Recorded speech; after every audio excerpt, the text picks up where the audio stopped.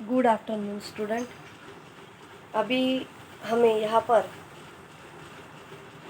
आशा रानी वोरा जी के द्वारा लिखित सुनो किशोरी, यह जो पत्र लेखन है वह हमें देखना है।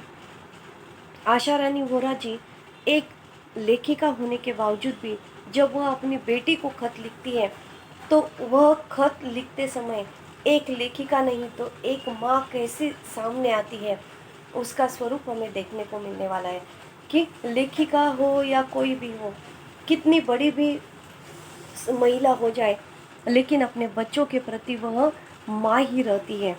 तो वह अपनी बेटी की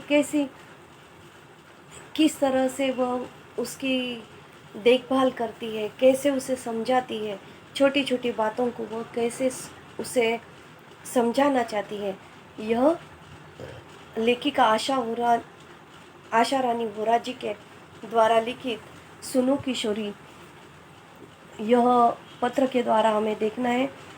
और उन्होंने किशोरी यह शब्द सिर्फ अपनी बेटी के लिए ही नहीं, तो हमारे भारत देश में जो सारी बेटियां हैं या जो सारी तरुण पीढ़ी है, उस तरुण पीढ़ी को भी उन्होंने संबोधित किया हुआ है। इसलिए उन्होंने उनके पत्र का नाम ही सुनो किशोरी यह रखा हुआ है। किशोरी यानी युवा अवस्था में आने वाली सारी लड़कियां। तो वह कितनी अपनी बेटी को कैसे संभालना पड़ता है, कैसे उसके ऊपर अच्छी तरह से सोचना पड़ता है, वह उन्होंने अपने खत के द्वारा हमें बताया हुआ है। तो देखिए, आशा रानी वोरा एक आधुनिक लेखिका है और आधुनिक लेखिका होने के नाते उन्होंने अपना जो सारा साहित्य है वह महिलाओं के ऊपर ही लिखा हुआ है। तो देखते हैं पाठ का। पहले हमें देखना है कि लेखिका का परिचय। श्रीमती सुनो किशोरी आशा रानी वोरा। श्रीमती आशा रानी वोरा जी का जन्म 7 अप्रैल 1921 को अविभाजित भारत यानी भारत और पाकिस्तान दोनों एक ही थे, उसका विभाजन नहीं हुआ था, तब उनका जन्म हुआ। अविभाजित भारत के झेलम जिले की तकवाल तहसील स्थित ग्राम दुल्हा में। यह आपको साहित्य पर आधारित प्रश्न पूछा जा सकता है, अंडरलाइन करके रखिए। आधुनिक हिंदी साहित्य में नारी विषयक लेखन में आप अपना अलग स्थान रखती हैं। प्रतिष्ठित पत्रिकाओं में आपके लेख धारावाहिक रूप से छपते रहे। विभिन्न क्षेत्रों में अग्रणी रही महिलाओं के जीवन संघर्ष को चित्रित करना और वर्तमान नारी वर्ग के सम्मुख आदर्श प्रस्तुत करना आपके लेखन कार्य का प्रमुख उद्देश्य रहा है। क्या उनके लेखन साहित्य का प्रमुख उद्देश्य क्या है? तो विभिन्न क्षेत्रों में काम करने वाली, प्रथम स्थान पर अग्रणी स्थान पर रहने वाली जो महिलाएं हैं, उनके जीवन का संघर्ष उन्होंने किस तरह से किया है, जीवन संघर्ष को चित्रित करना चाहती है। और वर्तमान नारी जो है वह वर्तमान नारी के सामने वह रखना चाहती है कि महिलाएं जो कुछ भी करती है तो वह आसानी से सब कुछ नहीं होता है, उन्हें जीवन में बहुत बड़ा संघर्ष करना पड़ता है। और वह जीवन में संघर्ष करके कैसे आगे बढ़ पा रही है, कैसे बढ़ रही है, कैसी उसकी लगन है, वह लेखिका के साहित्य में हमें देखने को मिलता है। वर्तमान नारी वर्ग के सम्मुख आदर्श प्रस्तुत करना आपके लेखन कार्य का प्रमुख उद्देश्य रहा है। आपकी रचनाओं ने लेखन की नई धारा को जन्म दिया है और हिंदी साहित्य में नारी विमर्श लेखन की परंपरा को समृद्ध किया है। आप अनेक प्रतिष्ठित पुरस्कारों से सम्मानित हैं। आपका निधन 2009 में हुआ। उनकी प्रमुख कृतियाँ कौन सी हैं? भारत की प्रथम महिलाएं, स्वतंत्रता सेनानी लेखिकाएं, क्रांतिकारी किशोरी, स्वाधीनता सेनानी, लेखक, पत्रकार आदि, यानी जो सारी प्रथम महिलाएं हैं, प्रथम राष्ट्रपति, प्रथम पंतप्रधान, प्रथम अवकाश में जाने वाली वैज्ञानिक, प्रथम वैज्ञानिक महिला, प्रथम डॉक्टर, प्रथम इंजीनियर, इन प्रथम खिलाड़ी या एयरफोर्स, आर्मी, नेवी में काम करने वाली पहली महिला, इन सभी के बारे में उन्होंने अपने साहित्य में लेखन किया हुआ है। तो अभी इस विधा का परिचय देखिए, उन्होंने इस पत्र के बारे में हमें क्या बताया है।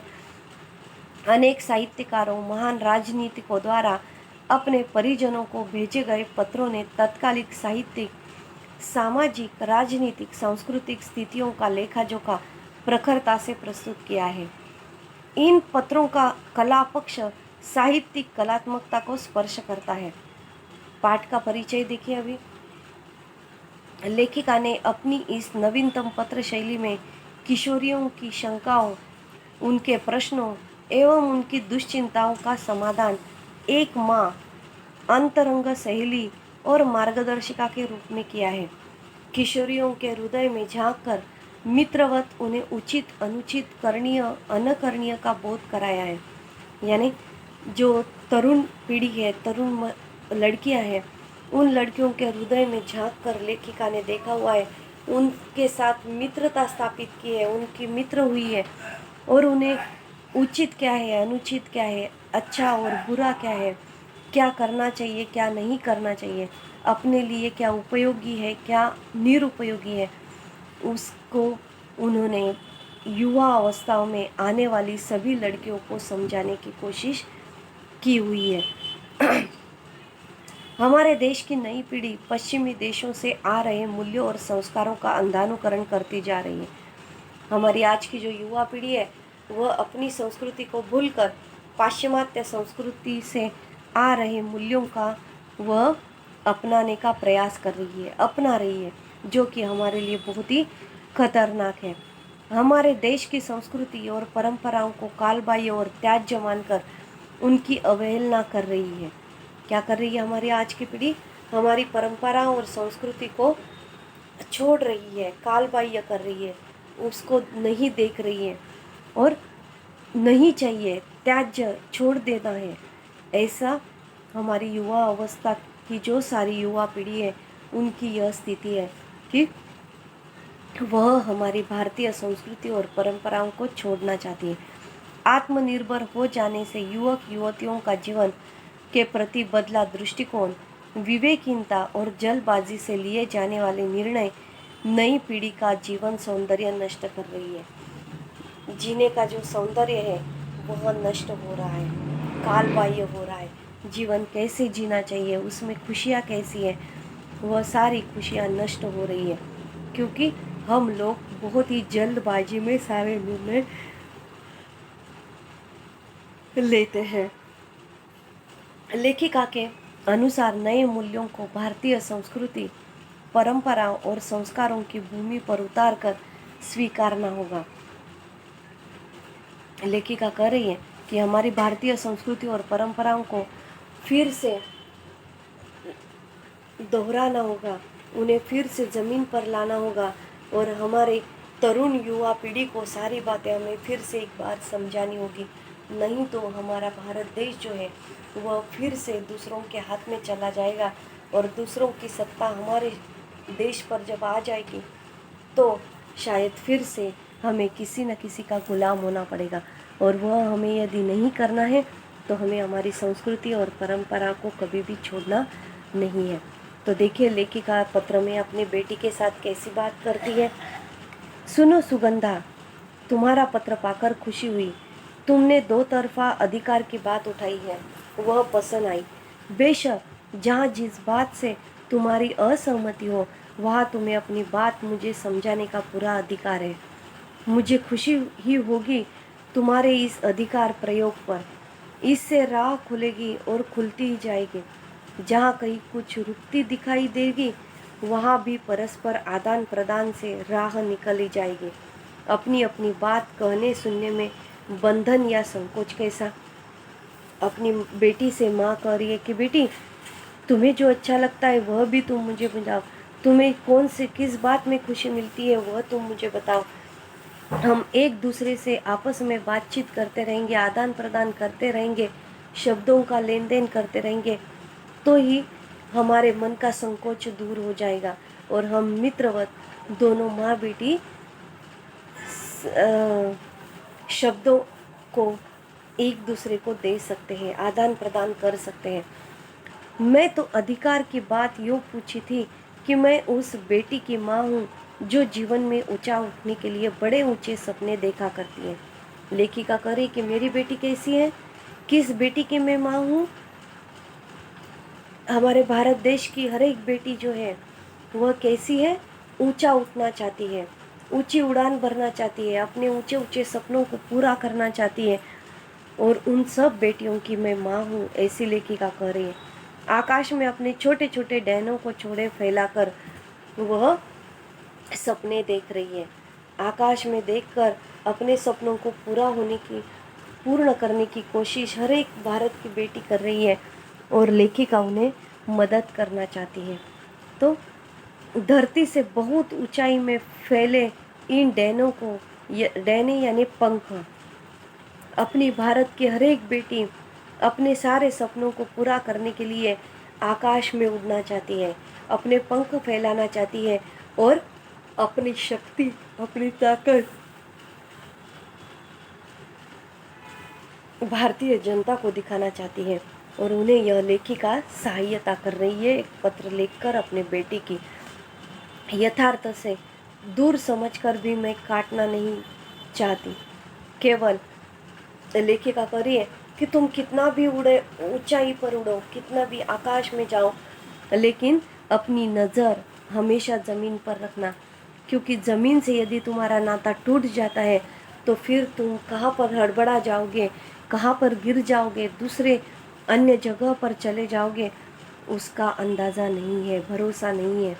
इसलिए तुम कितनी भी ऊंची उड़ो, कितनी भी आगे बढ़ो, लेकिन अपनी भारतीय परंपराओं को, रूढ़ियों को मत भूलो और हमेशा अपनी डोर जो है वह हमेशा ज़मीन पर रखो, अपनी आँख ज़मीन पर रखो और फिर कितना उड़ना चाहती हो उड़ो। केवल उनकी डोर मजबूत करना चाहती हूँ कि अपनी इसी ऊंची उड़ान में वे लड़खड़ा ना जाए। इसलिए कहना चाहती हूँ कि उड़ो बेटी उड़ो, पर धरती पर निगाह रख कर उड़ो। कहीं ऐसा न हो जाए कि धरती से जुड़ी डोर कट जाए और किसी अनजाने अवांछित स्थल पर गिरकर डैने क्षत विक्षत हो जाए। ऐसा नहीं होगा क्योंकि तुम एक समझदार लड़की हो, फिर भी सावधानी तो अपेक्षित है ही। लेखिका करी कि बेटी तुम तो होशियार हो ही, समझदार भी हो, सावधानी भी बरतने वाली हो, लेकिन एक माँ होने के नाते मेरा कर्तव्य है कि मैं तुम्हें बताऊं कि बेटी कितना भी उड़ना चाहो उड़ो, हम तुम्हारे साथ हैं, लेकिन उड़ते समय अपनी निगाह हमेशा धरती पर रखना। कोई अनजाने अवांछित स्थल पर तुम गिर कर पड़ न जाओ और क्षत विक्षत ना हो जाओ, तुम्हारा अपेक्षा भंग ना हो जाए। इसलिए तुम जमीन पर आग जरूर रखना बेटी। यह सावधानी का ही तो संकेत है कि निगाह धरती पर रखकर उड़ान भरी जाए, उस धरती पर जो तुम्हारा आधार है, उसमें तुम्हारे परिवेश का, तुम्हारे संस्कार का, तुम्हारी सांस्कृतिक परंपरा का, तुम्हारी सामर्थ्य का भी आधार जुड़ा होना चाहिए। हमें पुरानी जर्जर रूढ़ियों को तोड़ना है, अच्छी परंपराओं को नहीं। लेखिका हमें समझा रही है कि हमें क्या करना है, तुम्हारे परिवेश का, तुम्हारे संस्कारों का और तुम्हारी संस्कृति परंपरा का, तुम्हारे सामर्थ्य का भी आधार जुड़ा होना चाहिए। धरती पर निगाह रखकर उड़ान भरनी जानी चाहिए और हमें पुरानी जर्जर रूढ़ियों को तोड़ना है जो कि हमारे उपयोगी नहीं है, उन रूढ़ियों को तोड़ देना है और अच्छी परंपराओं को आत्मसात करना है। यह लेखिका हमें समझाती, बेटी को समझा रही है। परंपरा और रूढ़ी का अर्थ समझती हो ना तुम? बेटी से सवाल कर रही है लेखिका कि तुम रूढ़ी और परंपराओं का अर्थ समझती हो ना? नहीं, तो इस अंतर को समझने के लिए अपने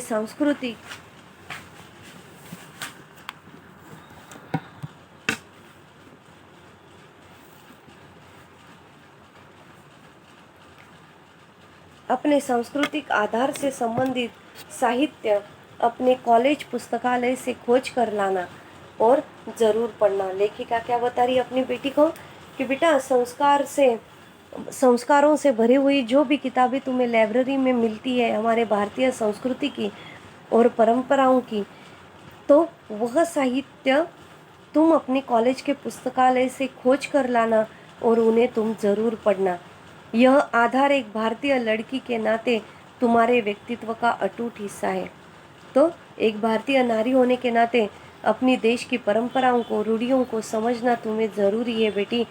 इसलिए लाइब्रेरी से किताब मिलता है तो वह किताब लीजिए, पुस्तक लेकर तुम उसे ज़रूर पढ़ना, ताकि तुम कहीं कमज़ोर ना पड़ जाओ, कहीं तुम अज्ञानी ना रह जाओ। तो भारतीय लड़की के नाते तुम्हारे व्यक्तित्व का अटूट हिस्सा है।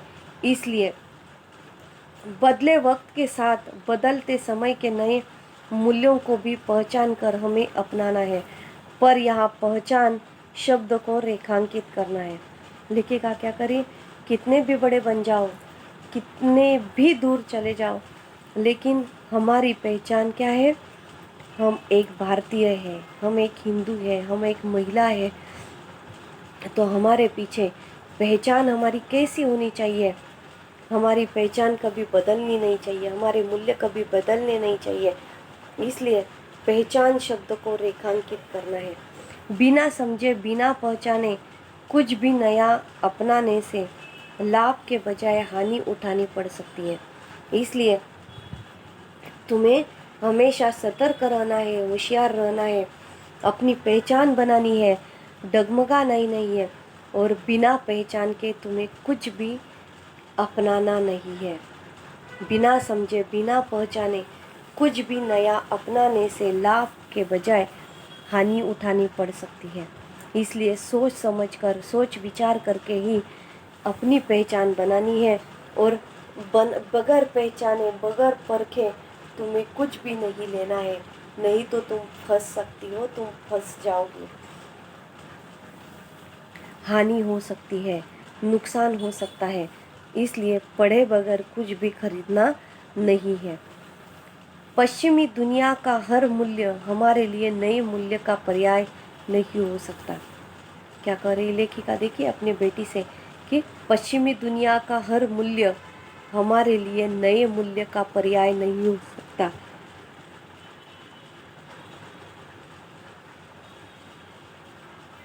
हमारे बहुत से पुराने मूल्य अब इतने टूट फूट गए हैं कि उन्हें भी जैसे तैसे जोड़कर खड़ा करने का मतलब होगा अपने आधार को कमज़ोर करना, या यूँ भी कह सकते हैं कि अपनी अच्छी परंपराओं को रूढ़ी में बदलना। समय के साथ अपना अर्थ खो चुकी या वर्तमान प्रगतिशील समाज को पीछे ले जाने वाली समाज की कोई भी रीति नीति, रूढ़ी है, समय के साथ अनुपयोगी हो गए मूल्यों को छोड़ती और उपयोगी मूल्यों को जोड़ती निरंतर बहती धारा परंपरा है, जो रूढ़ी की तरह स्थिर नहीं हो सकती है। रूढ़ी एक बार बस जाए तो बस ही जाती है, लेकिन परंपरा जो है वह बदलती रहती है। लेकिन परंपरा जो है वह उसकी रीति, उसकी पद्धति के अनुसार ही वह रहती है। इसलिए समय के साथ यदि हमें चलना है तो अपना अर्थ खो चुकी या वर्तमान प्रगतिशील समाज को पीछे ले जाने वाली समाज की कोई भी रीति नीति रूढ़ी है। समय के साथ अनुपयोगी हो गए मूल्यों को छोड़कर जाना है। समय के साथ जो मूल्य चल रहे हैं उनके साथ हमें चलना चाहिए और हमारा विकास करना चाहिए और हमारी परंपरा को हमें संभालना चाहिए। उपयोगी मूल्यों को जोड़ती निरंतर बहती धारा परंपरा है, और जो रूढ़ी की तरह स्थिर नहीं हो सकती वह स्थिर नहीं हो सकती है। यही अंतर है दोनों में। रूढ़ी स्थिर है और परंपरा निरंतर गतिशील है। एक निरंतर बहता निर्मल प्रवाह है जो हर सड़ी गली रूढ़ी को किनारे फेंकता और हर भीतरी बाहरी देशी विदेशी उपयोगी मूल्यों को अपने में समेटता चलता है। इसलिए मैंने पहले कहा कि अपने टूटे फूटे मूल्यों को भरसक जोड़कर खड़ा करने से कोई लाभ नहीं। आज नहीं तो कल वे जर्जर मूल्य भरहरा कर गिरेंगे ही। क्या कहा है लेखिका ने हमें? देखिए इस खत में अपने बेटी को कि रूढ़ी क्या होती है? स्थिर होती है। और परंपरा निरंतर बहती रहती है। और निरंतर बहने वाली जो नदियाँ होती है, जो पानी होता है, वह कैसे होता है? निर्मल रहता है, स्वच्छ रहता है। और जो पानी एक ही जगह पर समाया हुआ रहता है, वह पानी गंदा हो जाता है, खराब हो जाता है, उसमें कीड़े पड़ जाते हैं और वह खराब पानी किसी भी काम के लायक नहीं रहता है। इसलिए लेखिका अपनी बेटी को समझा रही है कि रूढ़ी स्थिर है, इसलिए उसके साथ नहीं चलना है, लेकिन परंपरा जो है वह निरंतर बहती रहती है, बदलती रहती है, गतिशील है। एक निरंतर बहता निर्मल प्रवाह जो हर सड़ी गली रूढ़ी को किनारे फेंकता है। रूढ़ियों को, जो खराब पुरानी रूढ़ियाँ है, जो किसी काम की नहीं है, उन रूढ़ी परंपराओं को समुंदर क्या करता है? किनारे पर धकेल देता है। समुंदर जो है वह स्वच्छ पानी रखता है और उस पानी में बह कर आई हुई गंदी जो सारी वस्तुएं हैं, उन वस्तुओं को वह किनारे पर फेंक देता है, समेट कर वापस अपने पास लेकर नहीं जाता है, वह स्वच्छ रहता है। उसी प्रकार हमें कैसे निर्मल और स्वच्छ रहना चाहिए। हमारा मन हमेशा निर्मल, स्वच्छ और बहती धारा होनी चाहिए, तभी जाकर हम नया सब कुछ सीख सकते हैं।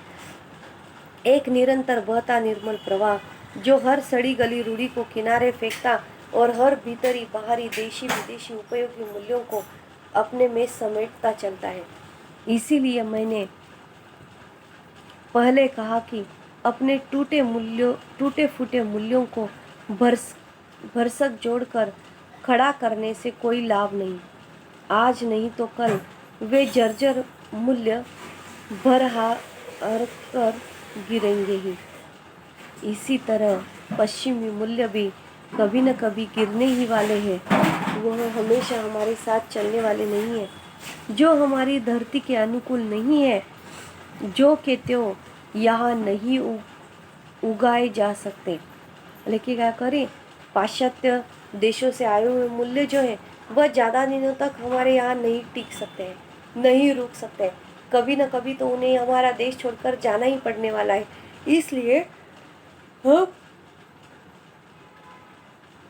इसलिए हम अपना नुकसान क्यों करें? पाश्चात्य संस्कृति और मूल्यों को हम क्यों सीखें, क्यों उन्हें अपनाएं जो हमारी धरती के अनुकूल ही नहीं है। जो के त्यों यहाँ कुछ भी नहीं बच सकता। उगाएंगे तो वे पौधे फलीभूत नहीं होंगे तो जल्दी झड़ जाएंगे। वे फल हमारे किसी काम के नहीं है। एक छोटा सा पेड़ का उदाहरण लेखिका ने अपनी बेटी को दिया है कि देख बेटी, जहाँ पर छोटे पौधों को फल आते हैं क्या? नहीं, जब वह थोड़े बड़े हो जाते हैं तो ही उनको फल आते हैं। तो ज़रूर, और जो जल्दी होते हैं उसके पत्ते जो है वह जल्दी झड़ जाते हैं और नए पत्ते आते हैं। वे फल हमारे किसी काम के नहीं है। जो फल पेड़ पर आता है वही फल हमारे लिए उपयोगी होता है, लेकिन पौधे पर आया हुआ फल नहीं होता है। इसलिए जल्दबाजी में कोई भी निर्णय लेना गलत होता है। सही निर्णय लेने के लिए थोड़ा समय चाहिए और अच्छा समय लेकर ही कोई भी निर्णय लिया जाए तो काम अच्छा चलता है, वरना काम बिगड़ जाता है बेटी। इसलिए तुम पाश्चात्य मूल्यों को कभी मत अपनाना, अपने भारतीय मूल्यों को ही तुम आत्मसात करना और उन्हें ही लेकर आगे बढ़ना और अपनी परंपरा को संभालना। मुझे लगता है पत्र का यह अंश आज तुम्हारे लिए कुछ भारी हो गया है। बेहतर है अपनी संस्कृति व परंपरा को ठीक से समझने के लिए फुर्सत के समय इससे संबंधित साहित्य पढ़ना, इसीलिए कि यह बुनियादी जानकारी हर भारतीय लड़की के लिए ज़रूरी है, जिससे यह अपनी धरती, अपनी जड़ों को अच्छी तरह से पहचान सके।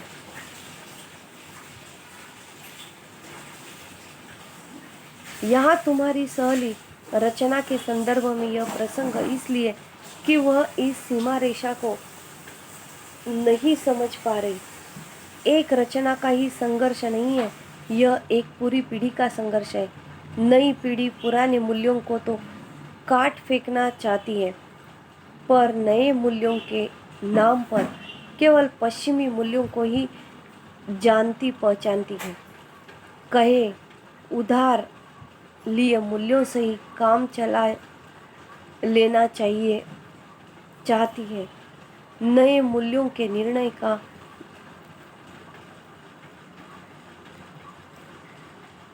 दमखम अभी उसमें नहीं आया है।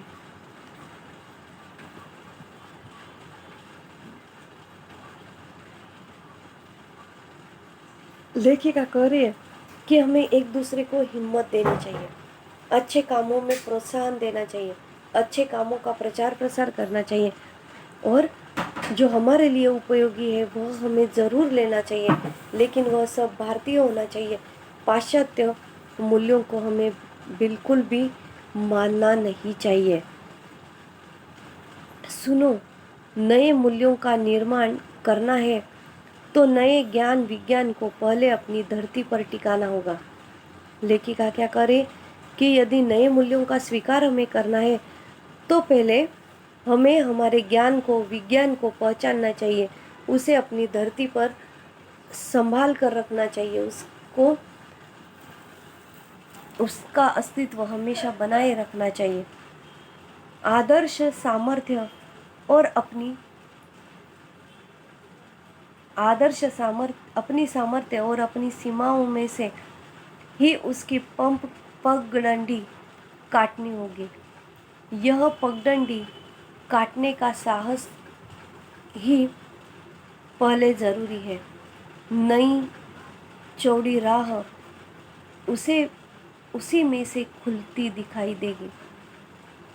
तुम अपनी सहेली रचना को यह समझाओ कि क्रांति की बड़ी बड़ी बातें करना आसान है, कोई छोटी सी क्रांति भी कर दिखाना कठिन है, और एक ही झटके में यूं टूक हार कर बैठ जाना तो निराहत मूर्खता है। फिर भी तो वह प्रथम वर्ष के पूर्वार्ध में ही सभी अभी से उसे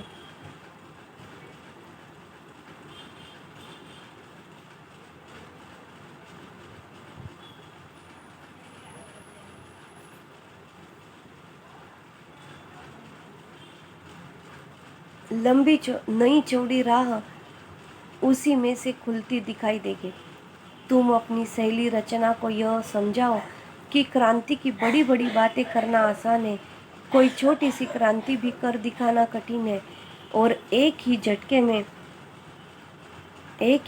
में यूं टूक हार कर बैठ जाना तो निहायत मूर्खता है।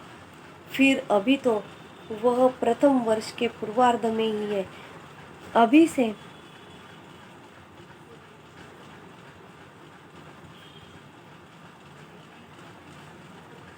पूर्वार्ध में ही है, अभी से उसे ऐसा कोई कदम नहीं उठाया है। ज़रूरी हो तो सच समझकर ये अपनी दोस्ती को आगे बढ़ा सकते हैं। कॉलेज जीवन की पूरी अवधि में वे निकट मित्रों की तरह रहकर एक दूसरे को देखे जाने परखे एक दूसरे की राह का रोड़ा नहीं, प्रेरणा और ताकत बनकर परस्पर विकास में सहभागी बने। फिर अपनी पढ़ाई की समाप्ति पर भी यदि वे एक दूसरे के साथ पूर्ववत लगाव महसूस करें, उन्हें लगे कि निकट रहकर सामने आई हुई कमियों गलतियों ने भी उनकी दोस्ती में कोई दरार नहीं डाली है, तो वे एक दूसरे को उनकी समस्त खूबियों कमियों के साथ स्वीकार कर अपना ले। यह स्थिति में की गई यह कथित क्रांति न कठिन होगी न असफल होगी। लेखिका अपनी बेटी की हिम्मत बढ़ा रही है, उसे समझा रही है कि बेटा एक दूसरे की मदद करनी चाहिए, एक दूसरे की कमियों को, खूबियों को हमें समझना चाहिए, उन्हें साथ लेकर चलना चाहिए। उसका हमें कभी भी द्वेष नहीं करना है, उसे संभालना है, आगे लेकर जाना है।